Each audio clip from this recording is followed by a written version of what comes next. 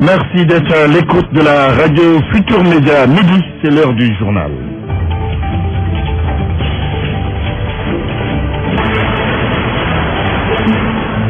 Au sommaire de ce journal, cité Cheikh Amar, plusieurs maisons envoyées par des eaux de pluie. Après les fortes précipitations de ces dernières heures, les sapeurs-pompiers ont évacué 15 personnes qui étaient dans les eaux. Sabotage et vol de matériel dans 16 postes de Sénélec, SOS Consommateurs n'y croit pas. L'organisation de Maître Massor Makan parle de vol simulé pour justifier le retard dans l'exécution des programmes de Sénélec. SOS Consommateurs demande d'ailleurs que l'enquête soit orientée vers la Sénélec elle-même. Le procès du taximan Ousseynou Diop renvoyé au 21 août prochain pour plaidoirie et production de rapports. La morale politique au Sénégal, une réalité au Vermont. Nos hommes politiques font fi de tout cela la plupart du temps. Suivez le dossier du jour sur la morale politique donc. L'actualité internationale avec Sorna Natambaye. Bonjour Sorna. Bonjour Antoine Diouf. On y va pour les titres. Au Mali, quelques heures après de violents combats à Kidal, les casques bleus s'y déploient. Ils redoutent de nouveaux affrontements pouvant affecter les populations. En Guinée-Bissau, le PAIGC au bord de l'implosion. D'un côté, les partisans du président Vage et de l'autre, ceux de l'ex-premier ministre. Ces derniers ont manifesté ce lundi pour exiger le rétablissement dans ses fonctions de Domingos Pereira. Le sport avec Cher Tidiane Diagne. Bonjour Cher. Bonjour Antoine. La Tunisie, point de convergence du basketball africain. L'Afro-Basket s'est demain l'entame. Les Lions au pays de Cassage depuis hier soir débutent par le Maroc jeudi. Les Saint-Louisiens convergent vers Dakar. Demain, finale du championnat dames aux prises de clubs de la capitale du Nord. Et puis Navetan, phase nationale, Guinguinéo et Kaolack abritent les compétitions du jour. Dans Point de vue, on parlera des ralliements de certains opposants politiques au pouvoir. Dites-nous ce que vous en pensez. La parole à vous vers 12h30. Bienvenue à toutes et à tous.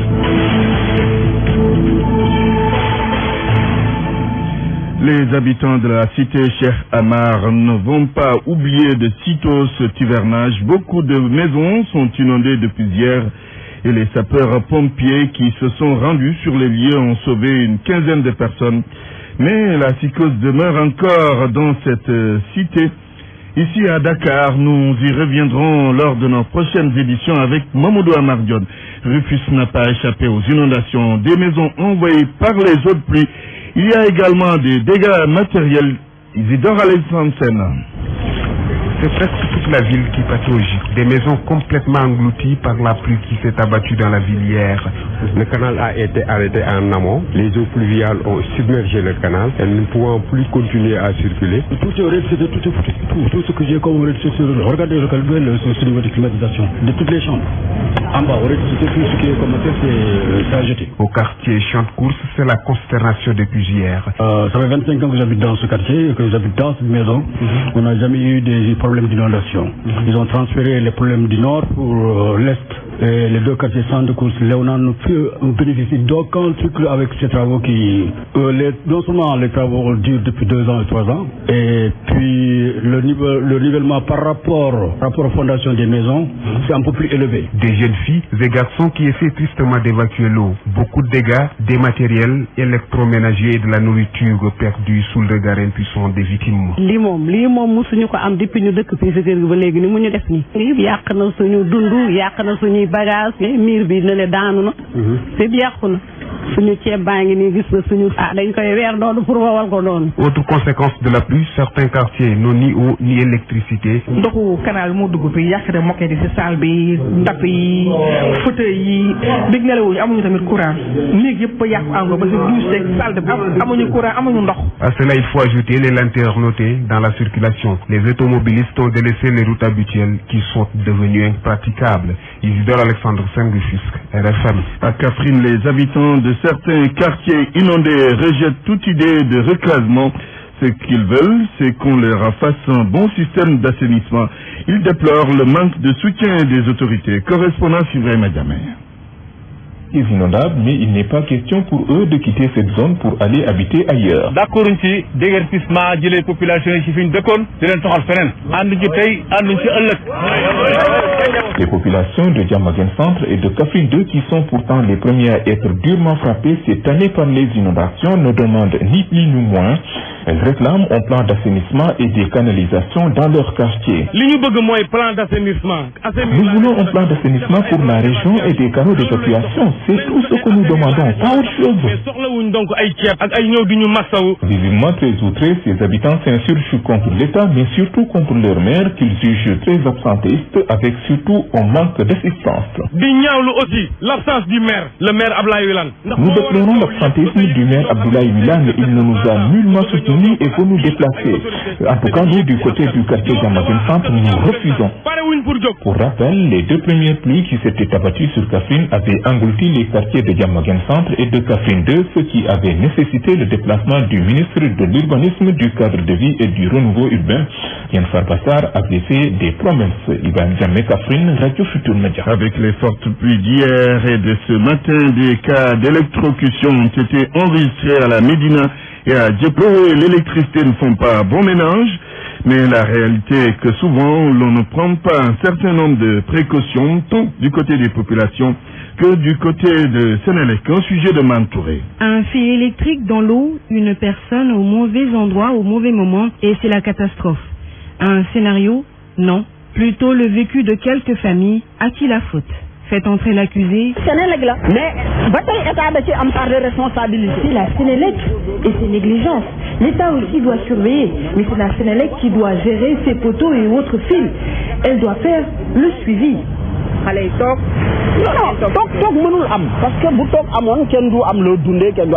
Cette négligence est telle que ces enfants, durant la pluie, s'amusent, inconscients, insouciants du danger.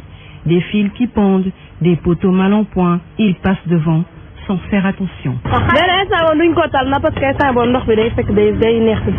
Les autres accusés, les parents et les personnes censées les surveiller. Ce sont les parents qui doivent surveiller leurs enfants. Chez nous, là, on n'ose même pas le faire. Si vous êtes une grande personne, vous n'avez qu'à surveiller. Le gros du problème, c'est la négligence.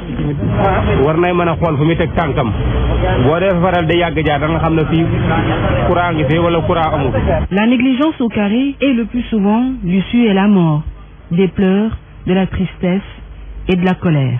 Mais contre qui? Il est 12h07, vous suivez le grand journal. RFM, fréquence de modulation, 94.0, la radio en puissance.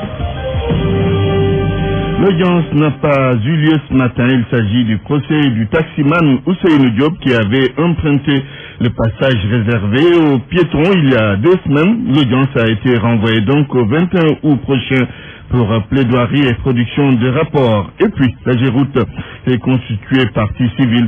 Écoutons surtout cela, maître Cheikh Khourechiba, l'avocat de Ousseynou Diop au micro de Nafissa Toussila. C'est pour plaidoirie, essentiellement. Le procureur a parlé d'un soi-disant rapport qui devrait être joint au dossier en soutien du chef de prévention tenant au délit de dégradation de matériel appartenant à l'État. Donc nous, on n'était pas au courant de l'existence de ce rapport. En tout état de cause, on attend sa production, effectivement, pour le 21, pour que l'affaire soit utilement retenue et plaidée, Inch'Allah. Vous savez, la Géroute, c'est une agence qui s'occupe principalement des routes, donc de leur confection, de leur entretien, tout ça. Ils ont ressenti un certain préjudice fait d'un dommage allégué qui aurait été causé par Ousseynou Diop, pas en douter, hein, mais voilà, de toute façon, ils ont le droit de se constituer partie civile conformément aux articles 2 et 3 du Code de procédure pénale. SOS Consommateurs se prononce sur l'affaire des postes de Sénélec vandalisés à Dakar, mais l'organisation consumériste ne croit pas du tout à cette histoire. Elle considère plutôt que cela peut être un vol simulé pour justifier le retard dans l'exécution des programmes de Sénélec. SOS Consommateurs demande par ailleurs que l'enquête ouverte soit orientée vers la Sénélec elle-même. Son président, Maître Massokhna Kane, au téléphone d'El Hadj Ndiogoudine. SOS Consommateurs ne peut s'empêcher de se poser des questions sur ce vol rocambolesque et incroyable. En effet, on peut se demander comment 11 postes ont pu simultanément être visités et cambriolés. Ça, c'est la première question. La deuxième, On nous a dit sans effraction, en passant par des bouches d'aération. On peut se demander quel est le voleur ordinaire qui est assez suicidaire pour s'attaquer à des postes de haute tension, à des postes courants de haute tension. Et ensuite, quel est le butin et où est-ce qu'il sera vendu et à qui? Alors toutes ces questions-là, nous les posons et nous les posons à la Sénélec, parce qu'en regardant et en écoutant les responsables de la Sénélec à la télé, on a le sentiment qu'ils ne disent pas la vérité, tellement ils sont mal à l'aise dans leurs explications. Donc je pense que l'enquête de police et de gendarmerie devrait aussi s'orienter vers la Sénélec. Est-ce que tout ça, ce n'est pas quelque chose qui a été simulé, un vol simulé, pour expliquer des retards dans nos programmes? Tout ça, c'est cousu de fil blanc et on n'y croit pas trop. Et j'espère que l'enquête sera suffisamment approfondie pour que nous puissions savoir si ce n'est pas un vol simulé pour expliquer. Le journal. L'actualité politique. L'heure est au ralliement pour les opposants qui veulent rejoindre la sphère du pouvoir, comme l'avait d'ailleurs théorisé le président Macky Sall à Kaffrine il y a quelques mois. Et dans tout cela, que faire ou que dire de la morale politique? Oui, la morale politique va bel et bien exister. C'est ce que disent philosophes et politistes dans ce dossier de Mohamed Ali Mouba. Le philosophe responsable du laboratoire de l'imaginaire à l'IFAN ne tergiverse pas. Pour lui, dissocier la politique de l'éthique est un non-sens. L'un ne peut ou ne doit aller sans l'autre. La politique est au service, disons, de la vertu, au service des populations, au service de la dignité humaine, au service de la responsabilité de l'homme, au service de sa dignité, au service de sa liberté. Ce sont des concepts qui sont malheureusement galvaudé. Un professeur Moussa Diaw, enseignant en sciences politiques à l'UGB, lui emboîte le pas avec à peu près le même argumentaire. Transhumance, développement, ce qu'on appelle du clientélisme, le néopatrimonialisme, tous ces termes-là, tous ces jargons politiques qui traduisent en fait une réalité dans l'action politique en Afrique. Mais ce n'est pas le seul. C'est-à-dire qu'on ne va pas réduire l'activité politique en Afrique au néopatrimonialisme ou bien à l'absence de morale et politique. Mais la pureté évangélique mène-t-elle vraiment à l'empire? La fin ne justifie-t-elle pas les moyens? Pour Ibrahima Sow, le problème ne se pose pas en ces termes et pour cause. L'homme n'est pas un ange. On est dans des postures d'êtres humains qui peuvent se tromper, mais qui doivent garder le cap. Pour le professeur Moussa Diaw, il faut aller plus loin. Il faudrait qu'on repense donc la politique par rapport à son fondement, c'est-à-dire des principes d'égalité, des principes universels, des principes de justice et d'équité. Et les règles du jeu, ce sont les règles de la contradiction, les règles qui permettent justement à l'opinion publique de bien fonctionner. Au-delà de ce débat souvent d'experts, nos analystes pensent qu'il faut descendre l'information au niveau de la société, et cela pour mettre fin à la tyrannie des avatars de la politique. L'actualité internationale. Mali Sornanata, les forces onusiennes renforcent la sécurité à Kidal. Cette mesure a été prise après les violents combats survenus ce lundi. Ces affrontements pourraient affecter les habitants de la zone. Alors la MINUSMA prend les devants. Ismaël Akamara. Cette zone de sécurité a été instaurée pour éviter une extension des combats, lesquels sont de plus en plus intenses dans cette partie nord du Mali. La MINUSMA se veut claire, elle agira en cas de violation des règles établies par des éléments de la plateforme ou affiliés à la plateforme, cela conformément à sa mission de protéger les civils. Par ailleurs, la MINUSMA compte faire la lumière sur la violation du cessez-le-feu. D'après elle, le Conseil de sécurité des Nations Unies sera saisi au terme d'une enquête. Celle-ci est en cours pour déterminer toutes les responsabilités, précise-t-elle. Pendant ce temps, les combats se poursuivent sur le terrain. Ils opposent les rebelles de la coordination des mouvements de l'Azawad aux miliciens pro-gouvernementaux du groupe d'autodéfense Touareg, Ingat et alliés. Ces affrontements ont fait hier lundi au moins 10 morts et plusieurs blessés. Ils se sont déroulés à Anefis, une localité située à 120 km de Kidal. Tchad, on se prononce sur le retour de Aboubakar Shekau. Le président Idriss Déby avait parlé de la faiblesse de Boko Haram et le dimanche dernier, le chef du groupe terroriste s'est adressé au gouvernement à travers un message audio. Pour l'ambassadeur du Tchad en France, le groupe terroriste est affaibli. Aboubakar Shekau avait habitué les gens à des vidéos et maintenant il se contente d'audio. Ce n'est pas logique. Un avis qu'on ne partage pas l'opposition tchadienne. Selon elle, Boko Haram peut toujours causer du tort au Tchad. Guinée-Bissau, des partisans de Domingos Pereira ont manifesté. Alors évidemment, ils sont contre la suppression du gouvernement. Les soutiens de Domingos Simões Pereira se sont rassemblés sur la place des héros nationaux en face du palais présidentiel Bissau Nouamontaigne. Le Parti africain pour l'indépendance de la Guinée et du Cap-Vert, PAIGC, a tenu hier une manifestation de masse à la place des héros nationaux. Dans son bref discours, Domingos Simões Pereira, ex-premier ministre, a déclaré que les dirigeants politiques de la Guinée-Bissau doivent respecter la volonté du peuple. En dehors de l'intervention politique de l'ex-chef du gouvernement, il avait aussi pris la parole l'ancien ministre de l'Intérieur Botchekande qui, durant son intervention, a rappelé au président de la République José Mario Vaz que le PAIGC ne va pas baisser les bras jusqu'à ce que la volonté du peuple soit respectée.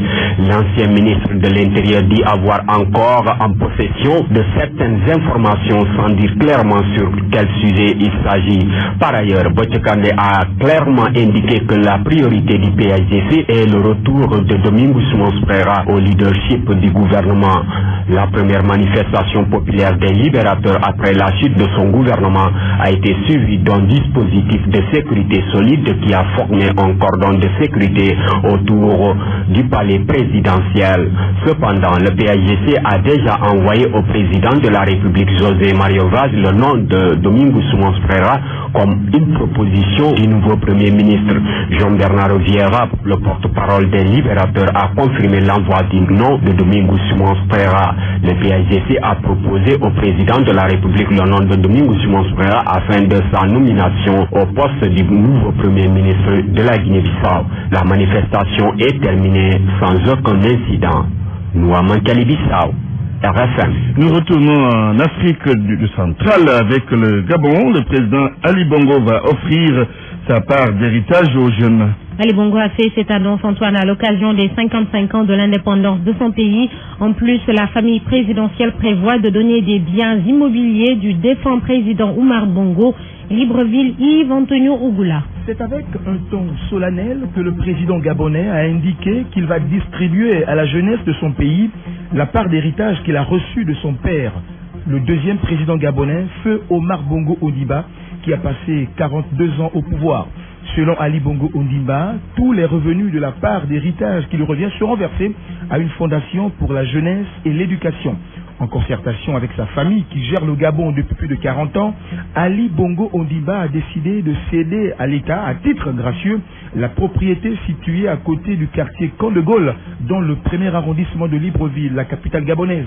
Il s'agit d'un vaste domaine construit sur plusieurs hectares, où sera créée une université au profit de la jeunesse gabonaise. En outre, la famille présidentielle décide de céder à l'État gabonais pour un franc symbolique 2 propriétés en France ayant appartenu à feu Omar Bongo Ondimba. Allusion à 2 hôtels particuliers situés rue de la Baume dans le 8e arrondissement pour l'un et rue Edmond Valentin dans le 7e arrondissement de Paris pour l'autre. Ces biens immobiliers qui feront désormais partie du patrimoine de l'État gabonais vont être affectés à un usage diplomatique et culturel. Yves Antonio Goula, Libreville, RFM.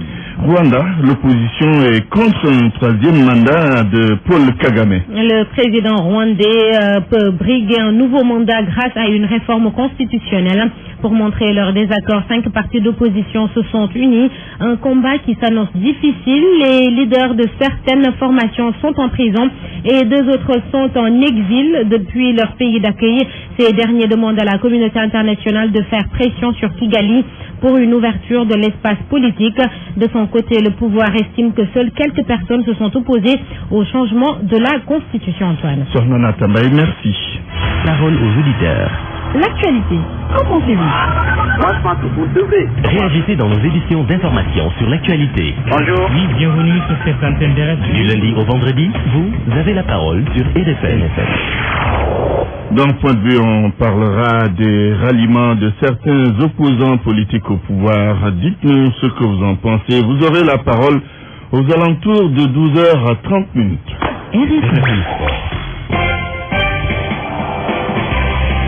Les sports avec Cher Tidiane Diagne, l'afro-basket masculin, tout à l'assaut de l'Angola, tous oui, à l'assaut de l'Angola, champion en titre. Justement, il faut noter que FIBA Afrique est en tout cas rassuré du dispositif sécuritaire, et cela à 24 heures du démarrage de l'Afrobasket 2015. Tout est mis en place pour une bonne tenue de la compétition. La salle de Rades où se joue la compétition est un véritable joyau, nous dit l'un de nos envoyés spéciaux en Tunisie, Cheikh Diao. Elle a hanté le sommeil de beaucoup d'amoureux du basketball depuis des mois, la FIBA Afrique y compris. L'organisation suprême du basketball africain ne se fait plus de soucis. Karim Benzerti du comité d'organisation de l'Afrobasket 2015.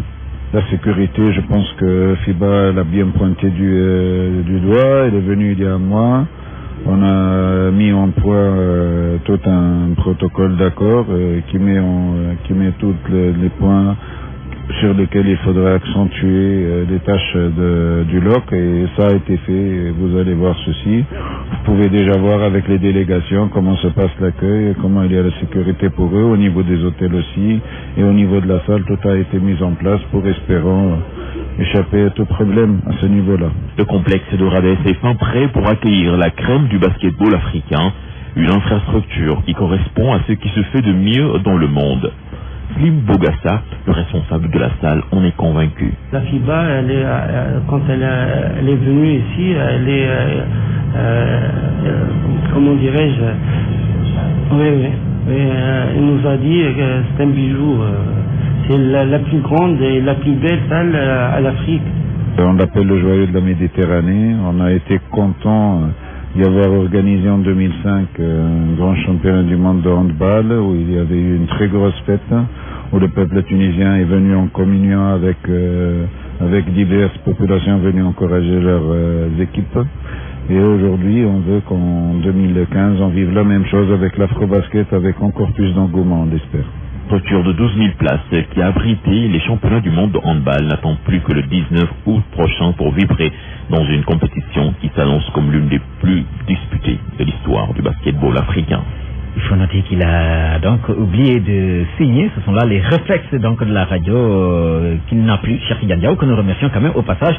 L'un de nos envoyés spéciaux donc en Tunisie, les Lions sont arrivés hier à 0h en heure locale en Tunisie, en provenance de l'Espagne. Ils ont participé au tournoi de Santander. L'Afrobasket masculin débute demain.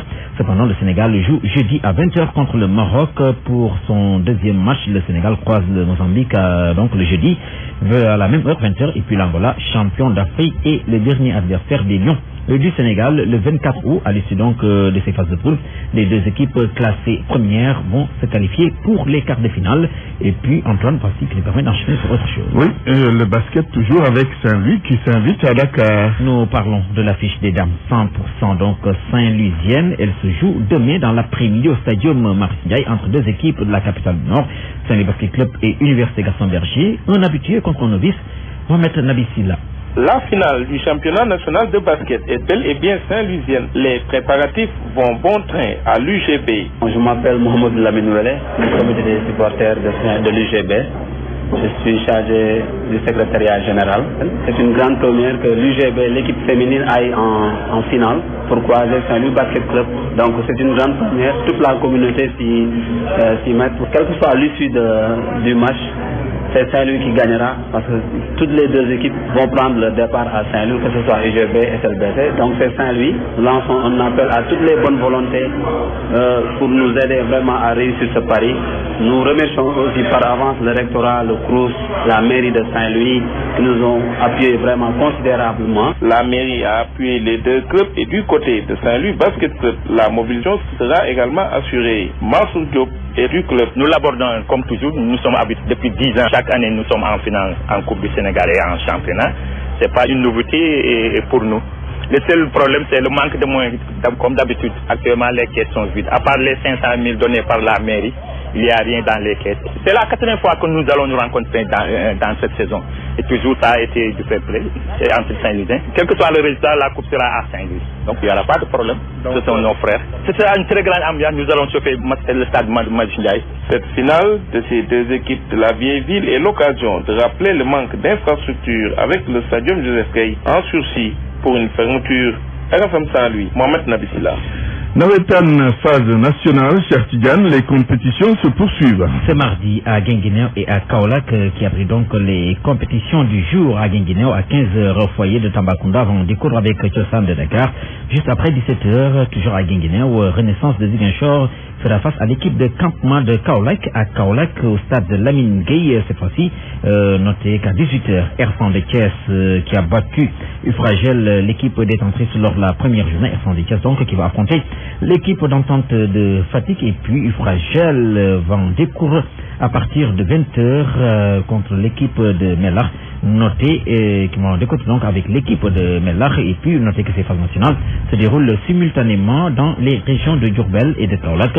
Les choses se passent normalement, seulement les difficultés sont aussi notées selon le secrétaire général de l'ONCAV que nous écoutons. Il s'appelle Mahet Djité. Sur le plan purement sportif, nous pouvons dire que nous avons tué 14 matchs et des matchs de haute facture avec 22 buts. Et nous allons démarrer le 19 les compétitions en catégorie cadet. Et sur le plan culturel, nous allons démarrer les compétitions le 24. Et nous avons retenu le thème suivant, la citoyenneté au service du développement.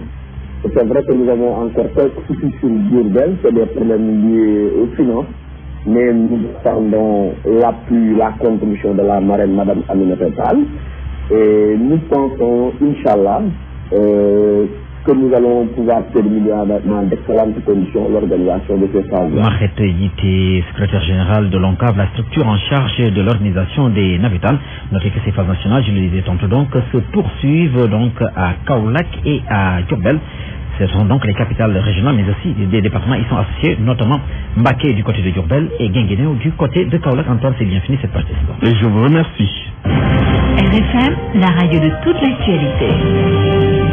Reportage à Yeri, ce village situé dans le département de Mbaké manque de tout. Depuis 2006, l'unique forage de Yeri est en panne. Et pour se soigner, les populations de ce village ont toutes les peines du monde. Reportage à Yeri, Mohamed Diop.